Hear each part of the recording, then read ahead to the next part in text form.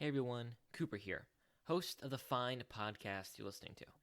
I just want to let you know that the episode you clicked on has a format that is very heavily inspired by a podcast called The Bookening. To be clear, our thoughts and opinions in this episode are our own, but the format is very similar to this podcast. I just wanted to give you a heads up and give credit where it is due. With that out of the way, enjoy the show.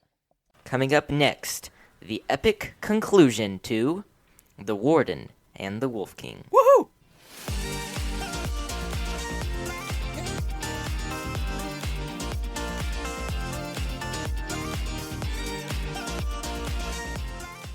Hey everybody, and welcome back to Booking It. I am your humble and eloquent host, Cooper Cobbs, and joining me today are two of our three panelists, Matthew Killingsworth. Howdy. And Isaiah Rasky. Hello. Unfortunately, Tanner got a call from the CIA, urgent mission, and had to leave. In case you guys didn't know, he's also part of the CIA, and unfortunately couldn't join us. Actually, that's top secret, so don't tell anybody. Oh my goodness, that's classified. Yeah, shoot, dang it. He might be back next week if he survives. Yeah. Apparently, he'll he had definitely 18 agents who were also totally not his family members that showed up. And we're like, I saw a picture. Sorry, man. They've all got sunglasses on. Looks like a pretty sweet party. Yeah, but they don't look like those creeps from Tomorrowland because if he does that's well, really he weird. might actually get to replace Tom Cruise for the next Mission Impossible. So we'll see. Dude, Tanner can put on those sunglasses like nobody else. I know. Yeah, I'd pay to see that. Anyway, we'll have to. unless it comes on Netflix or Disney. But yeah. Did you just say Anyway. Netflix? Cooper. Oh yeah, sorry, I canceled Netflix.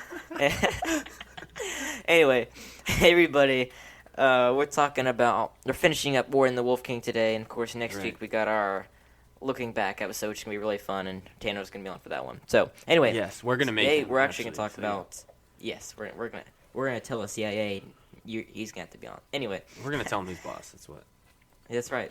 We tell people who are superior than us who's boss. Anyway, we're talking about actual Throg today. Actual Throg.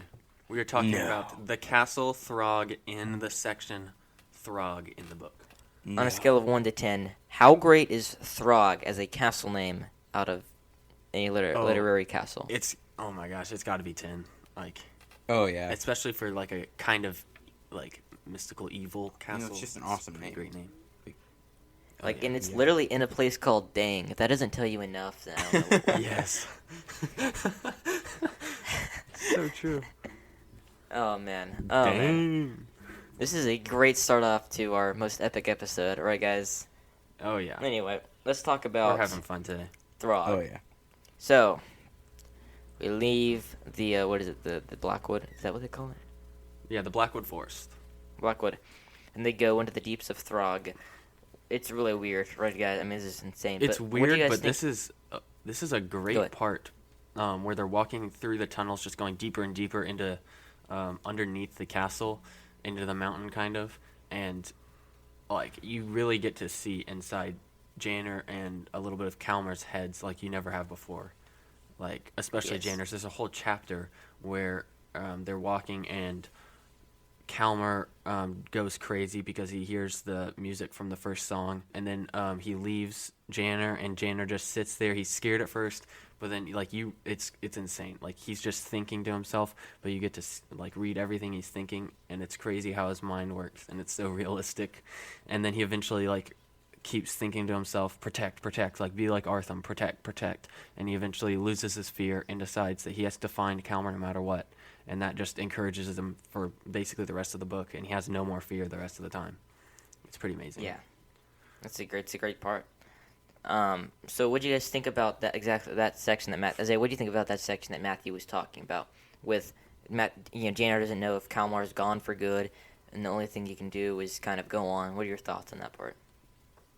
I liked it. I mean, I thought it was pretty cool, and it was good that it showed that Calmar is still weak in a sense, where he hears a song and he just goes crazy, turns back into a Fang, what he's supposed to be, and all that, and then how in the end that strengthened Janner.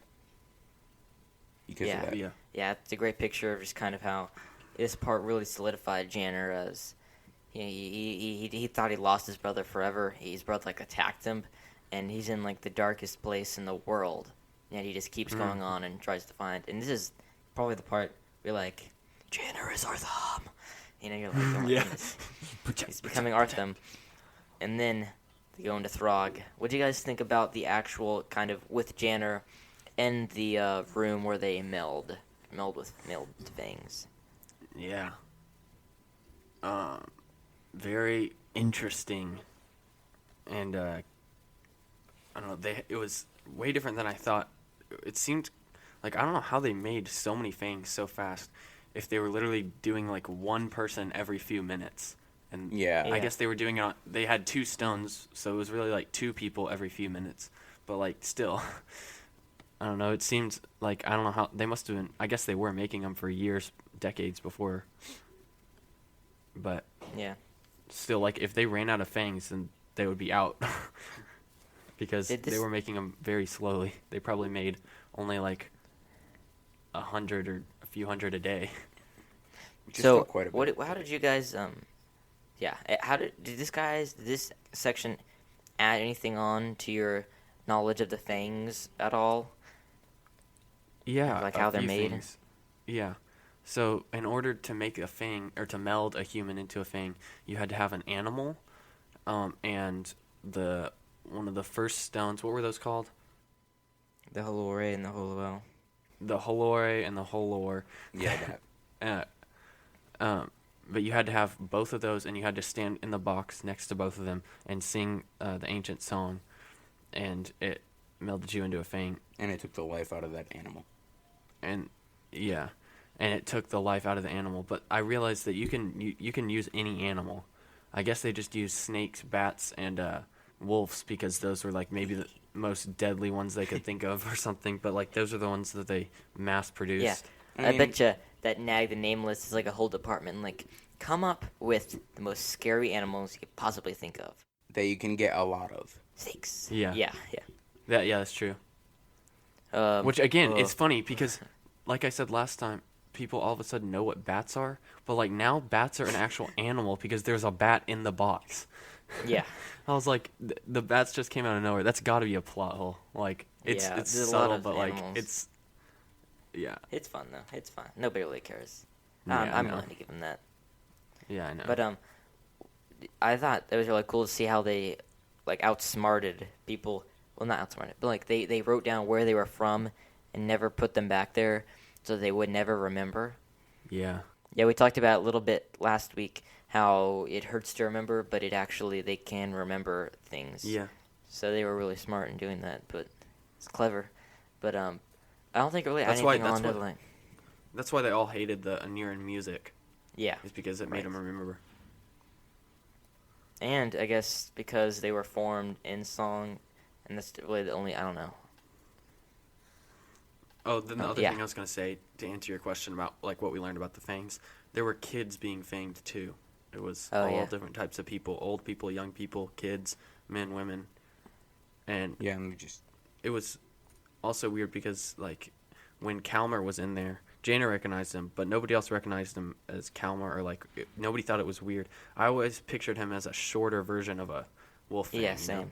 Yeah. Same. But I don't know, nobody seemed to notice that he wasn't a normal one. Yeah. I mean, yeah, but if they did the kids too, they'd look just like him, like the size. Yeah, that's true. I guess that's probably why he added it in there. I don't think for me I learned anything more about how emotionally how they're made. I think it was really all the same. But they kind of added on, like, they really want power. They really want to have that power, which is kind of why they ended up doing it. Which I thought was kind of cool. It seemed like it was either that or it was just fear because they realized they were either going to die or they were going to be fanged, so they chose Fang. That was Calmer and Artham's thought, I guess, right, when they were finally broken. Yes. And has been. Yeah. Now that you think about it, basically their whole family is Clovens. Yeah, true. Anything else you want to say about this section before I move on to the Bonifer? No, we really need to move on because there's a lot more to talk about. This might be a longer episode. Okay. So Boniface Squoon is a spider now. What the heck? Yes. Yeah. Was this somehow more creepy? Well, you meet him, he's like, I always wanted to be powerful, and a fang. Takes a spider, becomes a fang. Wait, what? I know. It's like really I thought it fast. was kind of. I honestly thought that was kind of stupid of him. Mm-hmm. Yeah.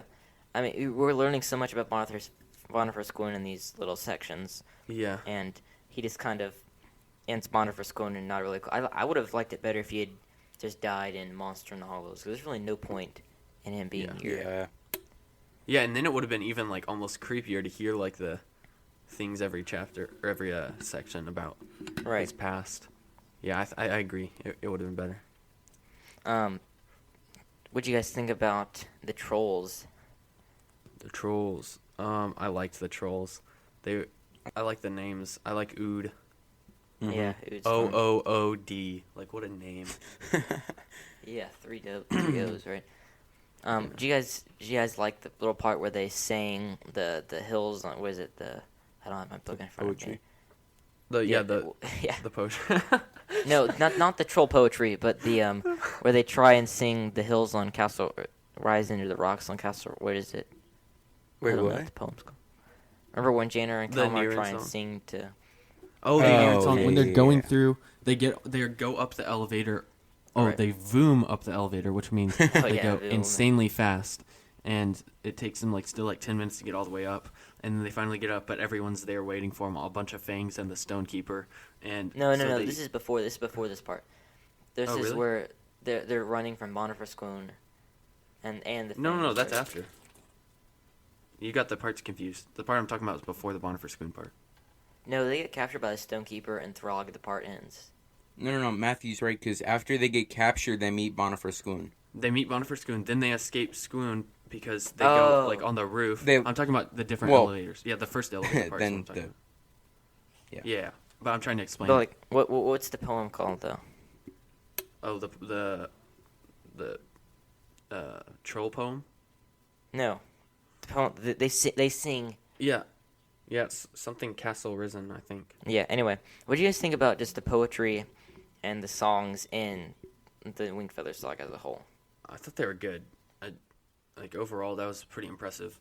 Yeah, and they played a pretty big role. I liked the one Yeah. at the end of the book too. Yeah, we'll talk about that in a minute. Yeah, that was really great. Isaiah, I know you don't like poetry, but as poetry goes, how'd you like it? I think it was pretty good. I mean, basically every song or poem that they had in there played a role, at least near Yeah. the end. Definitely. Yeah, or had a part in something. Yeah. It really, I feel like poetry just really makes a fantasy novel a better fantasy novel. Yeah, I agree. Depends if it's good Is, yeah. poetry or not. Yeah, it's true. All the modern the day best fantasy poetry is the writers, troll. The troll poetry Oh, is easily definitely. the best. Oh, Basically, definitely. That just was- say whatever weird sound comes to your mind, like squaggle, gear, But I feel like it would be really cool to hear though. I feel like he kind of described if it he in a way that actually was really if he cool. memorized it and knew what he was saying. Yeah, I know, right? That would have been really cool. I like the poetry. The poetry, the troll poetry. Starting to sound like Arthur over here. But let's see. Anything else you guys want to say about Throg? We're kind of running a little behind, and we have a lot to talk about in the last part. I'll just say the end is where they get on the roof. They get on the roof of the castle, I guess, and And they use the poetry to mark when they start running. Yeah. The spider Squoon is following them, and they get the trolls on their side by singing the troll poetry, and then they stop the spider and voom them all the way to the town, and there are the fangs and the Stonekeeper waiting for them, and they capture them. So that's how that part ends. Yep. So Yep. let's start with the realization that Doug the Nameless is their uncle. Matthew finally had that revealed. Surprise. Matthew, what do you think about that? I think it fits well. It definitely fits, yeah. Dude, when you think about the first episode, or not that first episode, the first book, you know absolutely nothing. And the second book, Yeah. you literally know nothing. And the third book, you know nothing. And a third. Yeah, you know. I had a friend tell me that like one of the reasons why they really liked the third book is because they do find out some more stuff. It is kind of more of a learning Yeah. thing, but we'll talk about that I think next episode. Looking back, anyway, did you anybody else try to do the math once they realized it? like, how does this work math-wise? How old is he? No. Oh, no. No? All I knew You're he like, was well, old. if Bonner for Swoon is 87, and nobody did that? Didn't, okay. No, just you. And probably Tanner. Or he just had it instantly. Did you do it, Cooper? No, I didn't. It Oh, hurt my okay, brain. never mind. We'll have to do that. We'll do that for you guys next week. Yeah, we'll bring When we- it back. So, did you guys like the fact that he was their uncle? Do you think that it could have been better put, or like a better character? I don't think it would have been better if he wasn't. Yeah, I think it was good. Yeah, Okay, it fit really well. and you have no problem whatsoever. I'm just asking. No? Not really, no. Or great uncle technically, but I think it made it better. It made it better that he was part of the family. No, yeah, Mm-hmm. I think so too. I think that adds, especially because he's in whenever they do the song magic thingy majab, kind Yeah. of like that. And also makes him able to speak to the dragons because only That's true. That's a good point. royal and Niran blood That's an can. essential part. Yeah. Yeah, then he becomes one. And it also, I love the backstory for why he's evil. Like, it's Yeah. really good. Yeah, it's really good. Every villain has to have why are they bad and And why did they fail. Honestly, so many of them are so stupid, like in other books and things. Like, there's no reason that they're bad except that they're just the bad guys, and that's just how it is. Yeah. No questions asked. But this one, like, the backstory is... And why did I say Harry Potter is kind of one of those? Really? I think Voldemort has a good backstory. We'll talk like with Voldemort. When? Are you going to let us do a Harry Potter episode? I've been dying. Come on. I want to so please, bad. please. Come We on, wanted to do that as our first thing. We'll talk about it. We'll talk about it. We'll talk about it off mic. Ah. We'll talk about it off mic. Okay. What were you saying? Yeah, you Oh, I forgot. had some good stuff. Keep saying. Yeah, You're talking but about yeah, like just villain, his like they're just backstory bad, is a good insane. backstory. It's so good. It's, and then Bonifer Schoon plays Yeah. such a big role in it, and that's really like why it all connected in the second half is because in the first half the things you were reading about Bonifer Schoon, he just I don't Didn't know, really he's make sense. just- He really does. Bonifer really reminds me of, again, relating back to Harry Potter, but Tom Riddle, just like how smart he is and how like he knows so much more than everyone else, and he knows like how to use people. Yeah. Yeah, one of my favorite things with Bond for Squone is the ending of Monster in the Hollow. He's like, why did you do this? And he's like, for love. And you're like, the idiot. Why did you do that? And then you go back and yeah. Exactly. And then you read this part and you're like, oh, it makes total sense. All the puzzle pieces are starting to Finally. fit together, right? For love. And, so let's see. Yeah, for love. Did you guys like the section, like the word form and song where they're trying to open the cave? No, Was I that thought, really I thought weird? that was great because that like the whole time I thought the whole Jewels of Near thing was cool throughout the whole series, but like it was always like that. Why is that necessary? Like it's cool, but like why is that necessary? And then you're like, oh, Yeah. well that's why. So they can talk to the maker, they can get super powerful stones. That's right. Yeah. I am just wondering though, like how did Ouster Will ever figure out how to meld people? Like even with the stones, like was there instructions? Like how did he figure that out? He found the stone with No, a piece I of think paper he just on it knew there saying it. was ancient power and just. Yeah, I don't know. I think it's. I recently reread The Magician's Nephew, and there's the part where Uncle Andrew's trying to turn the dust that was from another world into the rings, and I think it's purposely kind of left out to use your imagination. So I don't think we're supposed to think too hard about it. It's not an essential part, but I'm sure he again did much experimentation. And I guess he did have like a couple thousand years to test it out. All right. And I'm going to be Tanner for just a second. I know he'd be geeking out right now. He'd be like, the Thags seem to be pointless, and yet here they are, the most essential part of the story. All right, that's what Tanner would say. Probably. I mean, it is pretty great. It's like these Thags, like, it's kind of cool. They're the part of the Aniran backstory. That's what the Aniran kids do. And then, you're like, Andy Peter's like, yeah, that's true. And then, bam, they actually can do Yes. this, too. They can open a Yes. cave. Yeah, it's insane. Let's see, what part is after this? Oh, this is the weird part with the dragon, right?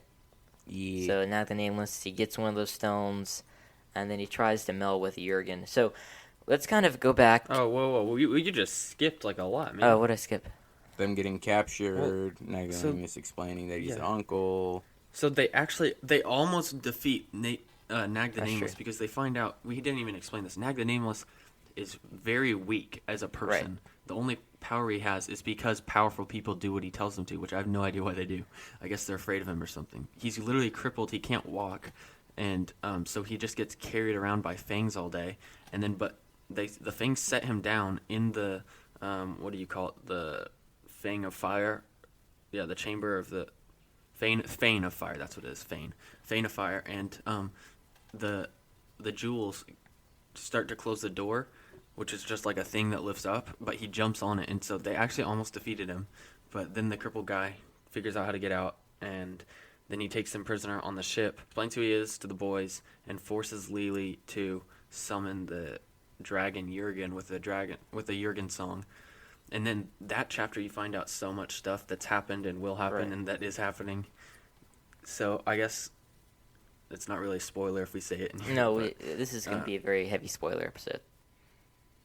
I mean, if you came listening to this podcast and didn't expect spoilers, I mean, we're talking and reviewing We're books. sorry. We're going to have spoilers. We're literally Right. talking about what happened in Right. the book. All right, so we're going to have Okay, spoilers. okay. Anyway, Yeah. so... No, I'm just saying. So Jurgen eats Poto, basically. Well, wait, whoa. You We're find not out there. We're not because- there yet. No, that's when you find out. Yeah, we are. That's when you find out because Yeah. Janner has the Well, vision. hang on. Hang on. Before I want to just go back, and I just want to review Jurgen's history before we kind of talk Oh. about it real quick. Okay. So, Okay, that's a good idea because it's kind of split up. It's never really just said straight in the books. so basically, he's the Dragon King. Ouster Will killed his son, and the dragons dove down trying to get the Halore and the Horlowell to try and heal him. But Ouster Will stole those, and Jurgen has become really just kind of, I don't know, hurt emotionally ever since then. You know, like big dragons do when they're sad. And then basically he lives life. He's obviously got this long hatred in his heart for Ouster Will. And then his daughter, Poto hunts and cripples his daughter, Holwyn, which is she's a big part of the story. And then Jurgen goes and he has this hatred in his heart for Poto, but he allows him to cross the ocean one more time to get to the Green Hollows with his family. And but he still has this hatred, and he vows that if Poto ever steps foot in the water again, that he's going to kill him. And so the Fangs they overran Banner. They're fighting, and Poto's a last resort goes to the ocean and says, "Dragons, we need you to help us. It's your last resort. You can have me." And then Jurgen, like Matthew said, he kills Poto, right? And so we kind of see all this unfold. Yeah, we see from Janner's mind. They're on a boat with Nag the Nameless, and Nag the Nameless is talking with Jurgen. And they see this in Jurgen's mind because of the Jewels of Anira, right? And then obviously Nag the Nameless, we can say this, he had killed Ouster Will in his sleep. Boniface Goon had taken... this is a whole backstory. It's really cool. But anyway, he's killed Ouster Will, and he gives Ouster Will's skull to Jurgen. And Jurgen makes a deal with Nag the Nameless, to just kind of... to make a new king, To sign a treaty. Yeah, it's not really important. They just come to an alliance basically, and then sorry, I'm taking over, and then but it was all a trick from the start from Nag the Nameless. So he says, let's celebrate our union by singing a song. And Jurgen goes, "What song?" And he says, "I have the perfect one." And he starts singing the song of the ancient stones, and Jurgen hums along. It's the melding song. But the thing is, Nag also has a stone that he took from the stonekeeper who took it from Janner, and so he has the stone. And when you sing the song with the stone, you meld with the closest living thing next to you. So he melds with Jurgen the dragon, and Before that, didn't he jump on Jurgen or get dropped? Yeah, on Jurgen. or no, the bat fang lifts him up, and then he falls on Jurgen and sings a song with a stone. And before Jurgen can do anything, they are melded, but Nag has the control of the meld, I guess. So he's basically a dragon. He's Nag the dragon now. And Jurgen basically shrivels up and dies, and he becomes the Nag Dragon. Yeah. So That's actually kind of a but cool name. You kind though, of see Nag Dragon. Yeah. right, like yeah. Nag, he wants to become the dragon. He wants this power, and Jurgen feels the power coming in and welcomes it, and basically becomes the Nag Dragon. But obviously, yeah, the dragon dies. So you kind of see from the beginning, Li is obviously like, I don't trust Jurgen ever, and you're kind of like, really, Jurgen? He's a dragon. He seems to be wise and stuff like that. He But ate then you your realize, grandpa. No, he really is. Yeah, he really isn't. Oh, well, he's really kind of a bad dude. And so anyway, Yeah. they head off with all speed to the Green Hollows. So, All right. what you guys think about the Battle of the Green Hollows, the final epic battle? Was it a good final epic battle? Yeah. The one thing I wish would have happened is the Skreans come over, and then it would have just been I like would agree. the big battle. Yeah, that would have been cool. But yeah, other than that, I thought it was good. It had the classic ups and downs of a battle. Right. Oh no, they got they're losing so bad. Oh, here come the Clovens. They're coming to save the day. Oh, the Ridge no, they're Runners are losing coming. bad again. They're overcoming everybody. The Ridge Runners, and they're like, oh, but we found magic healing water for the dragons, so now we have dragons on our side. Yeah. And then it's like, oh no, but now Nag the Nameless is beating up all the 4 other dragons, so it's like back and forth, and they're gonna win, but like it's still anticipating. Oh, yeah. Yeah. The water dragons can fly, too. Yeah, once they drink the water from the first well, they basically get upgraded and like evolve to like Pokemon. Well, no, all of them could fly except Jurgen's daughter, who's crippled. She needed to drink it to fly. Everyone else already could. Oh. Because Nag could fly right away. Yeah, but the other dragons, no, they couldn't fly. They couldn't fly right away because they had like become. You remember, like they had Adapted. become adapted to the sea basically, and their wings were messed up, and they couldn't. Oh, They couldn't yeah. put their wings out. They just used them as fins or something. Yeah, But anyway- that's why they were Right, sea yeah. dragons. Yeah. But then once they drank the water, it restored them. Right, we had this big battle with Nag the Nameless, and eventually Nag the Nameless is, he's died. So, Wait, let's. How does he die, Cooper? sorry. So basically, the big dragons, Yeah. dragons fight Nag the Nameless. Well, we probably should have explained this. Earlier, whenever Nag the Nameless was, or whenever we found out like the story of Nag the Nameless and who he is and everything, we were told that he was never actually given a name. That's why he's called Nag the Nameless. Well, yeah. Right.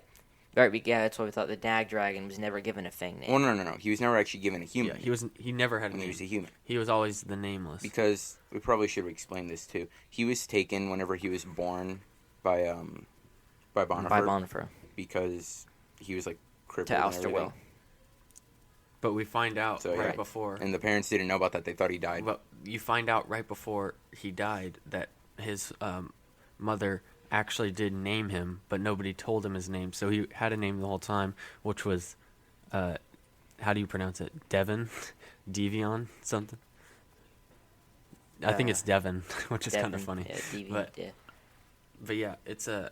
I don't know what it's called. So yeah, he actually has a name, and And that basically changes him. What do you guys think about that kind of story, that all Nag the Nameless really wanted was a name, to be loved, to be known, and he finds out that he is, and he actually dies? What do you think about that? I mean, it works. Yeah. Yeah, it works.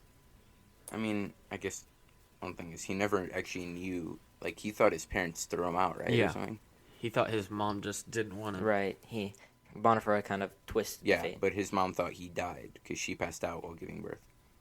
So he kind of was living this life to destroy Anira, right, because Yep. of this. But then he realizes that, oh wait, she actually did love me, and it just comes full circle. And, yeah. Yeah, then he gave up his life and died. Did you guys like that he turned to dust, even though he kind of, at a realization that he actually was fighting for the wrong things? Do you guys like that fact? If he didn't turn to dust, it'd be weird because that's what all Fangs did, and he was still a Fang, even if he realized it or not. Do you think it could have been powerful if he didn't turn to dust, because he had this realization that he did it, or like he did it for the wrong reasons or something like that? But you think also? Yeah, it could have been. It could have been. I'm still not his fan. I mean, even after. Yeah, I agree. But do you think that it would have been also kind of weird that if he did that he didn't kind of pay the consequences for what he did? which turning to dust is one of the consequences of being a Fang. Yeah.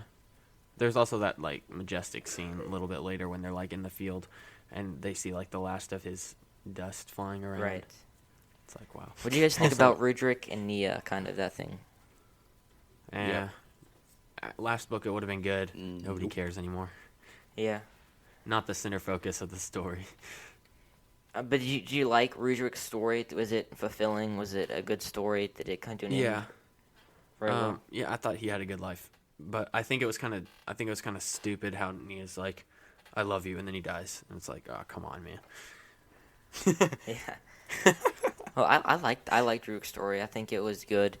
I think that Andrew Peterson leaned into the kind of awkwardness. I mean, imagine if you proposed to someone whose husband she thought was dead for like 10 years, and the husband's actually, you killed the husband accidentally. Yeah, I mean, think of the amount of awkwardness that, but then he doesn't die until Nia says it's okay, you can rest now. I thought that was really beautiful. That's one of my favorite scenes. Yeah, it gave him a good death, That might be one of my favorite scenes, yeah. and that's how he wanted to die too, in the battlefield. Definitely.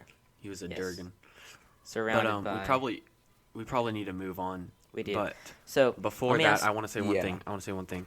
So there was a part earlier in the book when I think like this would be such an insane movie scene, like for the end of like a scene of a movie, and I can't remember exactly when it is. It might be like when they're in the cave, or when they're below the castle risen, and someone says like, "Nag, what's your name?" And he turns and looks at him and goes, "I have no name." And then I was like, wow, that would be such a strong That's- movie scene, Yeah. like a dark ending to a scene Yeah. or something. What do you guys think about the big battle not being the end? Were you kind of confused at how much of the book was left? Yes, I love that.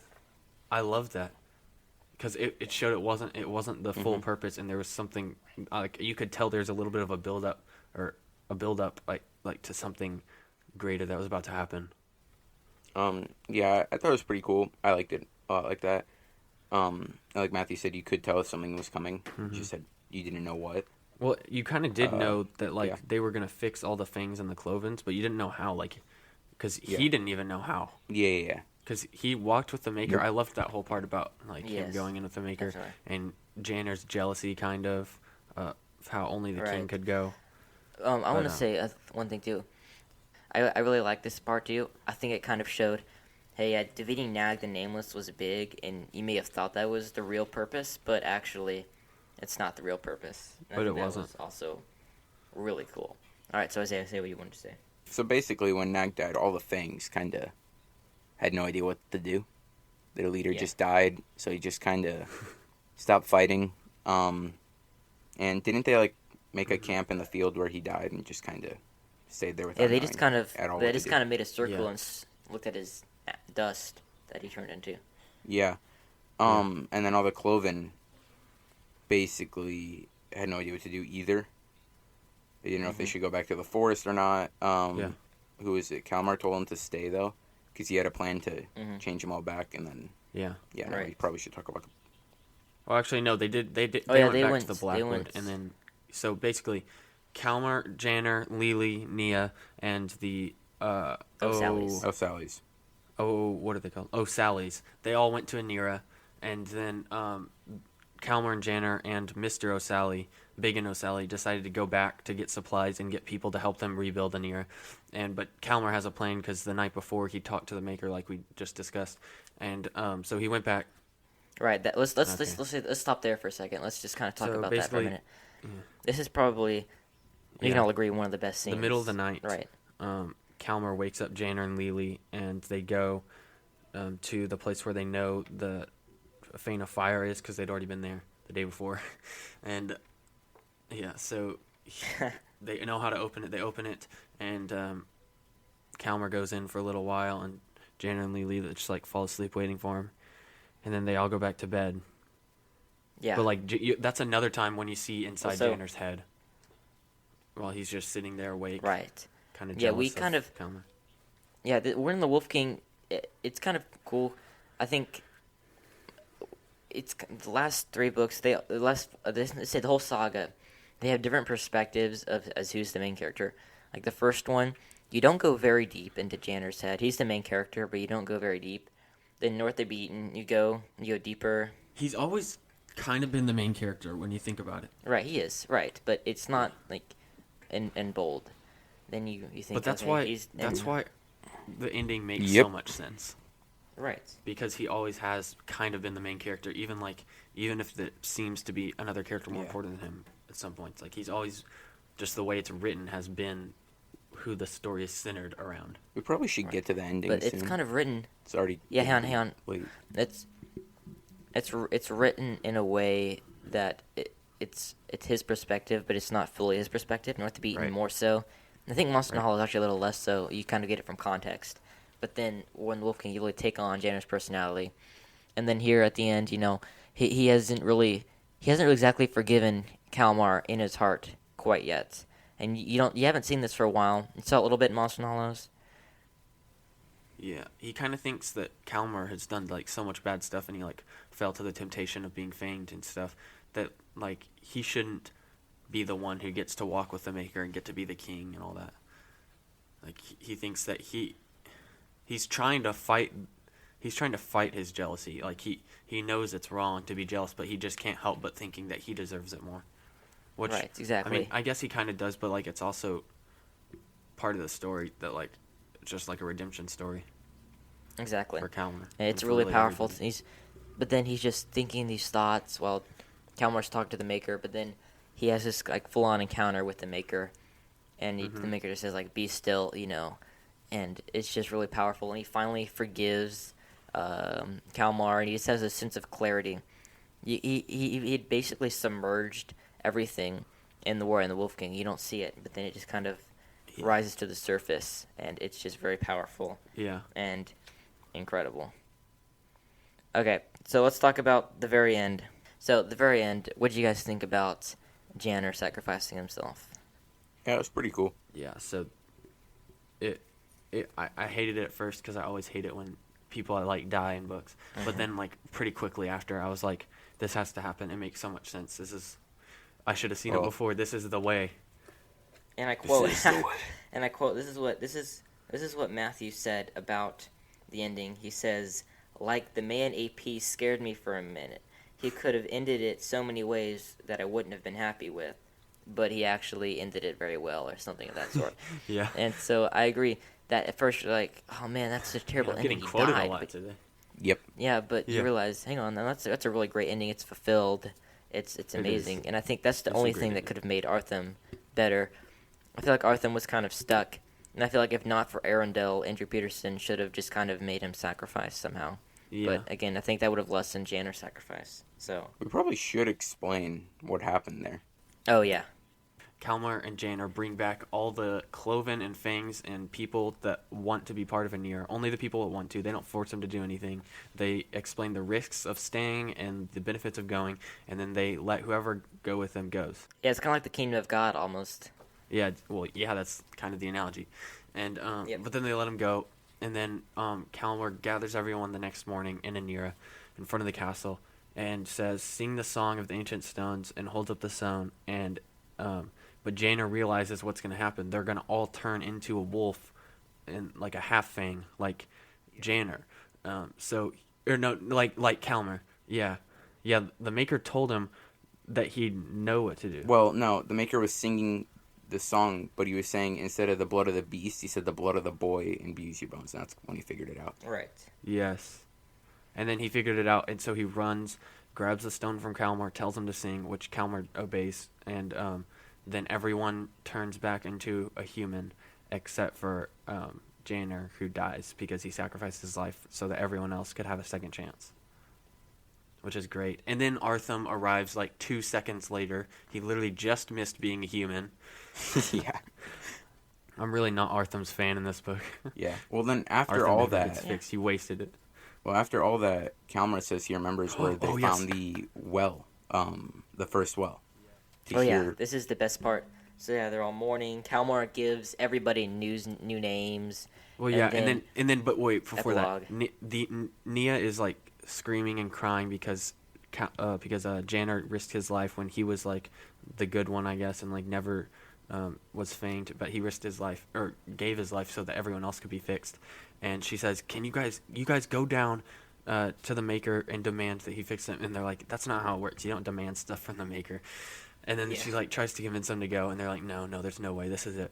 But then like the next day, Calmer wakes everyone up, and he's like, me and Arthur were talking. We know where the first well is. We can get some water. We're just gonna go put Janner's body in there and see what happens. And then that ends, and I'm like, wow. Yeah, that's the end of the Yeah, series. yeah. Calmar's like, are you coming? You know, we're gonna try and give him. Yeah. Yeah. And then so this is here. Let me see if I can find this text message. Isaiah, after Andrew Peterson finished reading the first two aloud, he started listening to them. Let me see if I can find Oh. Yeah. I was really shocked. Oh, yeah, here it is. Okay. Yeah. Okay, so this is on May 18th. Okay. Isaiah, just finished the Wingfeather series. The ending was interesting. Is Andrew Peterson going to write another book? Me. Not for the saga, no. IKR. It's a cliffhanger. There's the Wingfeather Tales, but doesn't mention Janner at all. And then Isaiah's like, angry face. What happens to Janner? 5 exclamation marks. I need to know. And I said, LOL. You'll have to guess. I almost sent something like that, but like, it's a good ending. It's a really good And ending. like, what do you think overall of the saga? Good? Great? It's like, it was great. And, I need to know. So we can, see. I think a mark of a good book leaves you wanting more of that book. And I think that's exactly what this does. All right, I think we're going to end it here. Do some donor shout-outs real quick. And then we'll kind of tie it all together next episode. And Tan will be on for that one. Sound great, guys? Don't forget about the bonus episode right. next week. On Christmas Day. Or that's not bonus, but like, special. Christmas Day. Wait, looking back on the whole series. We're going to talk about all of our favorite stuff, all of our least favorite stuff. All right. It's going to be great. I'm going to go ahead and... Oh, sorry. I thought you were talking about the gift matter. Same. Yeah, next week, little bonus episode. Or real episode. Oh, yeah. Next week is the Yes. Get to the Magi. Okay. Okay, let me clarify. So, Get to the Magi will be on December. On Christmas Day, December 25th. And I think that's Christmas going to Day. be after our Looking Back episode. Which is going to be the next one that you hear after this one. It Yes, is? it is. It is. Yeah, I don't because think Warden so. 1 comes out this Monday. We'll work out the schedule. Anyway, be on the lookout for the Looking Back episode. That'll come out Right the week after after you hear this, this. And then after that, we're taking and the then long break. be on the lookout for the Gift of the Magi, and then we'll take a break. Okay, we'll probably release an episode just kind of scheduling the updates. Anyway, I'm just gonna go ahead and say All right, these let's go. names really Donor fast. shoutouts. Okay, Nana, Aunt Pappy and Wayla, Isaiah's grandparents, Becky, Isaiah's Uncle Seppi, Isaiah's Aunt Jenny and Uncle Sam, Isaiah's cousins, and Chris. Hey guys, thank you so much for donating. If you want to donate, go to patreon.com guys. /booking it. / And booking we'll it. see you next time on the Looking Back episode. Until next time. Yeah. Keep on booking it.